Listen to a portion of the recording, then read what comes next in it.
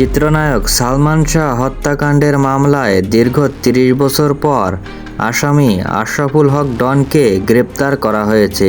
সালমান শাহর মা নীলা চৌধুরী এবং তার ভক্তরা কঠোরভাবে বিচার দাবি করেছেন এবং জামিন না দেওয়ার অনুরোধ জানিয়েছেন।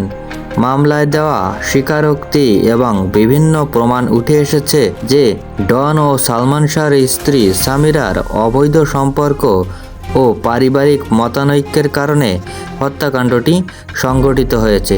সালমান শাহ হত্যার সাথে জড়িত অন্য আসামি ও প্রভাবশালী ব্যক্তিরা ডনকে মুক্তি দেওয়ার চেষ্টা করলেও সরকারের প্রতি আবেদন জানিয়েছেন মা নীলা চৌধুরী যেন বিচারের পথে বাধা না দেওয়া হয়।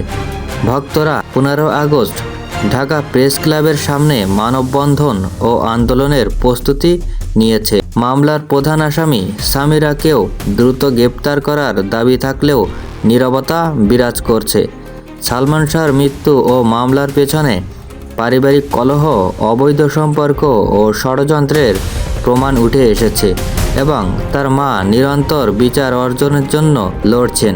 এছাড়া মামলার প্রমাণ ও সাক্ষীর মাধ্যমে আসামিদের অপরাধ স্পষ্ট হয়েছে। এ ঘটনার সুষ্ঠু ও ন্যায়সঙ্গত বিচার নিশ্চিত করার জন্য সকলকে সচেতন থাকার আহ্বান জানান তিনি।